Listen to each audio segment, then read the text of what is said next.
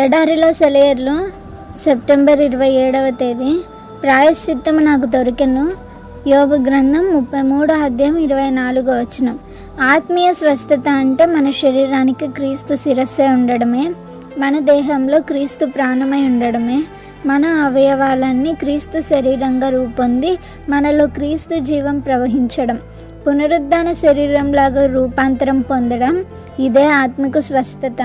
క్రీస్తు మరణం నుండి తిరిగి లేచి శరీరాన్ని ధరించుకొని మహిమలో తండ్రి కుడి పార్శ్వాన ఆసీనుడై సత్యమే ఈ ఆత్మీయ స్వస్థత.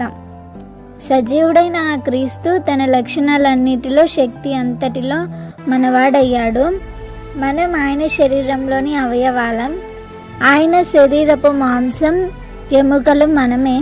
మనం నమ్మి స్వంతం చేసుకోగలిగితే ఆయన జీవం మనదవుతుంది. దేవా, నా శరీరం నా ప్రభు కోసమని, నా ప్రభువే నా శరీరం అని తెలుసుకునేలా సహాయం చెయ్యి. నీ దేవుడైన యెహోవా నీ మధ్య ఉన్నాడు, ఆయన శక్తిమంతుడు. జెఫన్యా గ్రంథం 3:17. దాదాపు 25 ఏళ్ల క్రితం ఒక సందర్భంలో నా మనసు పూర్తిగా అలసిపోయి పని చేయాలని స్థితికి వచ్చేసింది. అప్పుడు ఈ వాక్యమే దైవికమైన స్వస్థత గురించిన సత్యాన్ని నాకు స్ఫురింపజేసింది.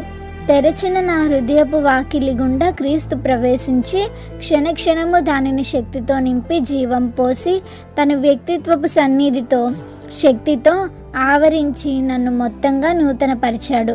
అటుపైన దేవుడు నావాడే.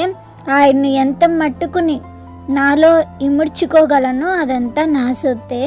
ఈ మహాశక్తిమంతుడైన వాడే మనలో నివసించే దేవుడు. తండ్రిగా, కుమారునిగా, పరిశుద్ధాత్మగా ఆయన గ్రహాలకు సూర్యుడెలా కేంద్ర స్థానమో అలాగే నాకు కేంద్ర బిందువై నా మనసులో గొప్ప శక్తి కారకమై ఉత్తేజపరుస్తూ ఉన్నాడు. నాలో నా భౌతిక శరీరం మధ్య ఆయన పీఠం వేసుకొని కూర్చున్నాడు. నా శిరస్సు మధ్యలో ఆయన ఉన్నాడు. ఇది 20 సంవత్సరాలుగా నా జీవితంలో నేను అనుభవించే వాస్తవిక అనుభవం. ఈ సత్యం ఇంకా ఇంకా స్థిరపడి ప్రస్తుతం నా 70వ ఏట నేను ఇంకా 30 సంవత్సరాల యువకునిలా హుషారుగా ఉండగలిగేలా చేసింది. ఇప్పుడు నాలో ఉన్నది దేవుని బలమే. నేను గతంలో చేయగలిగిన దానికన్నా మానసికంగాను శారీరకంగాను రెండింతలు పనిచేస్తున్నాను. నా భౌతిక, మానసిక, ఆధ్యాత్మిక జీవిత ఊట బావిలాగా ఎప్పుడూ నిండుగా ఉంటుంది. అన్ని రకాలైన వాతావరణాల్లోనూ ప్రయాణాలు చేస్తూ రాత్రింబవళ్ళు బోధిస్తూ పని చేయగలుగుతున్నాను. శరీరం ఆత్మ విముక్తి నొందాయి. ఓ దేవా, పవిత్రుడనై నీకు అర్పిస్తాను. ఇక ముందన్నటికి కృతజ్ఞతార్పణ.